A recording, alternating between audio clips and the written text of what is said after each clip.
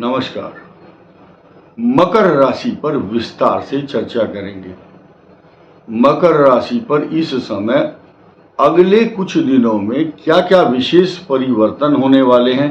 हम मात्र 24 मई से 14 जून के बीच की बात कर रहे हैं, क्योंकि इस अवधि को हमने सेलेक्ट किया है, चुना है, क्योंकि ड्यूरिंग दिस पीरियड इस अवधि में कौन कौन से मुख्य बदलाव हैं, मकर राशि को क्या इफेक्ट दे रहे हैं। बहुत से लोगों के बहुत सारे प्रश्न हैं, साथ साथ बातचीत करते करते उन बातों का भी उत्तर मिल जाएगा। नंबर 1, आपके चतुर्थ भाव में मंगल अभी कुछ ही दिन बाद प्रवेश कर जाएंगे। चतुर्थ भाव में स्व राशि में होंगे, मूल त्रिकोण में होंगे, भूमि भवन वाहन सवारी प्रॉपर्टी जायदाद तरक्की और साथ साथ अच्छे वाहन का खरीदने का योग बन सकता है। बिजली से संबंधित उपकरण खराब हो जाएंगे, डिफेक्ट आएगा तो उनके रिपेयरिंग में भी समय लगेगा। वाहन संबंधी समस्याएं, टेक्निकल फॉल्ट या बैटरी संबंधी समस्याएं, ऐसी छोटी मोटी जब कोई कार रखता है तो दिक्कत आती है, लेकिन उस समय आती है जब मंगल चतुर्थ भाव में हो। तो तीसरे भाव में राहु, आपका जो मंगल और राहु का अंगारक योग था वो समाप्त हो रहा है। ये राहत मिलेगी और अच्छी राहत मिलेगी। साथ ही साथ आपके पंचम भाव में पंचग्रही योग जो आपके भाग्य स्थान को पूर्ण दृष्टि से देखेंगे। गुरुदेव, गुरु की दृष्टि पंचम भाव में गजकेसरी योग, पंचम भाव में शुक्र का मालव्य योग। शुक्र अपनी राशि में है, वृषभ राशि में है, तो पंचम भाव का तो मालव्य योग बन ही रहा है आपका। साथ ही साथ ये 5 ग्रह गजकेसरी योग बनाते हैं। साथ ही साथ वहां पर सूर्य जो है बृहस्पति के साथ होने से आपके कष्टों का निवारण करेगा। क्यों करेगा? क्योंकि आपका जो अष्टम मृत्यु का भाव है, मृत्यु स्थान है, उसका स्वामी है सूर्य। ये वीडियो ध्यान देना, मकर राशि और मकर लगन दोनों के लिए एप्लीकेबल होगा, दोनों पर प्रभावकारी होगा, क्योंकि अष्टम भाव मकर लगन का भी होगा, मकर राशि का गोचर से भी होगा। पंचम भाव पर जो मृत्यु स्थान का स्वामी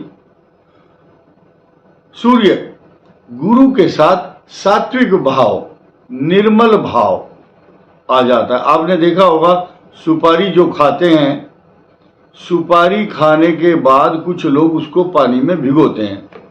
भीगी हुई सुपारी निर्मल हो जाती है, नरम हो जाती है। क्यों?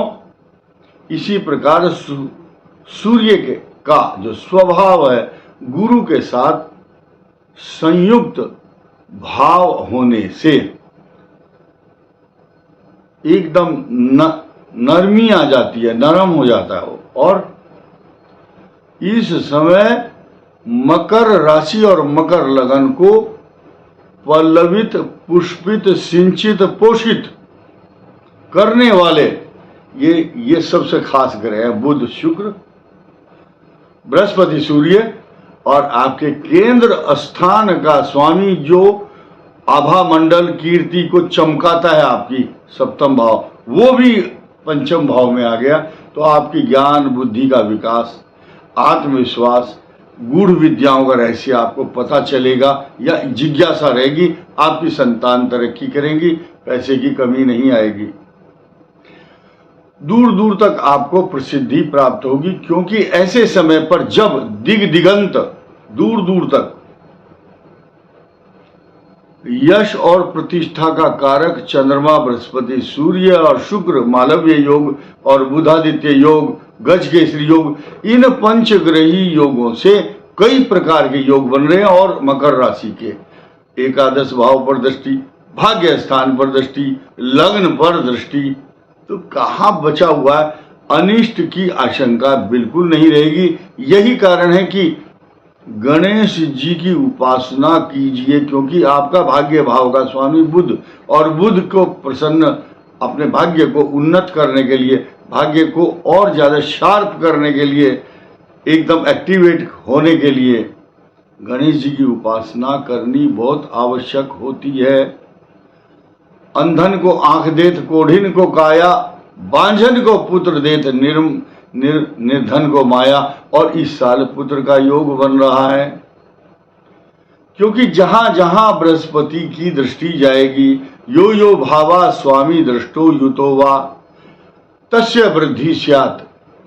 बृहस्पति की जहां जहां दृष्टि जाएगी या उस राशि के स्वामी के द्वारा दृष्ट होती है वो राशि, उसकी वृद्धि निरंतर होती है, संतान का योग बनाता है मकर राशि के लिए। बहुत लोग कमेंट करके प्रश्न पूछते हैं, हमारे यहाँ संतान कब होगी, संतान योग कब है। तो आप खुद भी प्रसन्न होइए और दूसरों को भी प्रसन्न कीजिए। वृष राशि, कन्या राशि, मकर राशि के यहाँ संतान का योग, वृश्चिक राशि के लिए संतान का योग, क्योंकि बृहस्पति जहाँ बैठता है वहाँ से सप्तम भाव यानी किसी का अगर कर्क लगन है तो एकादश भाव में बैठा हुआ बृहस्पति वृश्चिक राशि को जो कर्क की पंचम भाव है उसको देखता है, सूत्र कहता है। इसीलिए मकर राशि के लिए संतान का योग बनता है। और मार्गी होकर के कोई ग्रह जब या अतिचारी होता है या वक्री होता है तो कुछ समय के लिए अपने प्रभाव में न्यूनता लाता है, कमी ला देता है, रिड्यूस कर देता है, उस पावर को छिप जाता है वो। अब क्या है, शुक्र अस्त है, बृहस्पति अस्त होने से ये जो दो ग्रह होते हैं तब तक मांगलिक कार्य नहीं होता, कोई भी शुभ कार्य नहीं होता, विवाह नहीं होते, देवताओं की प्रतिष्ठा नहीं होती, उपनयन संस्कार, मुंडन संस्कार, अन्नप्राशन संस्कार, पता नहीं कितने संस्कारों पर ब्रेक लग जाता है। परंतु ये सारे इफेक्ट जब होते हैं जब मनुष्य का ग्रह का खराब हो। लेकिन जिनकी महादशाएं अच्छी चल रही हैं, गोचर में और भी जो ग्रह होते हैं वो मायने रखते हैं, मीनिंग होता है उनका, और चीज भी मायने रखती है। तो जिनकी पहले से ही गाड़ी बहुत सुपर फास्ट चल रही है उनको ये अस्त और उदय और वक्री होने से कोई बुरा असर नहीं पड़ेगा। जिनकी बिजनेस चल रही है वो चलती रहेगी, जिनकी नौकरी चल रही है चलती रहेगी। सिर्फ उनके लिए प्रॉब्लम है जिनकी कुंडली में पहले से ही अस्त और वक्री होंगे तो ड्यूरिंग दिस पीरियड थोड़ी बहुत प्रॉब्लम आ सकती है। ऐसा नहीं है कि मकर राशि को बिल्कुल ही नैया को डुबोएगा, ऐसा बिल्कुल ना हुआ है और ना होगा। और नई बात ये बताता हूं आपको, मकर राशि वालों के लिए भगवान शिव की उपासना। लोग बहुत पुस्तकें पढ़ते हैं फटाफट, जल्दी। उनको क्या है कि किताब पढ़नी पूरी होनी चाहिए। श्रद्धा से एक मंत्र पढ़िए भगवान शिव का और गणेश जी का, श्री गणेशाय नमः, और भगवान शिव का मंत्र है ओम नमः शिवाय। ये छोटे छोटे मंत्र है, जो व्यक्ति संस्कृत नहीं जानता या बहुत बड़ा मंत्र बताया और उसमें अशुद्धि कर रहे हैं। दुर्गा शब्द सती में भार्याम रक्षतु भैरवी शब्द है। कवच अर्गला की लग जब पढ़ रहे हैं भार्याम रक्षतु भैरवी, तो एक व्यक्ति पढ़ता था भार्याम भक्षतु भैरवी, उसकी पत्नी हर साल मर जाती थी। तो माता तो बात सुन रही, वो निवेदन कर रहा है मैं तो मेरी भार्या की रक्षा करो, उधर भक्षतु बोलता है। और एक व्यक्ति कहता है नित्याय शुद्धाय दिगंबराय, ये शब्द है, तो वो बोलता है नित्याय शुद्राय। शुद्राय और शुद्धाय शब्द में अंतर है। और यहाँ हंसी मजाक की बात तो नहीं करूंगा, कुछ लोग अज्ञानी जो बहुत शिक्षित नहीं है, कई बार आरती करते समय बीच में बोल जाते हैं स्वामी तुम राक्षस मेरे।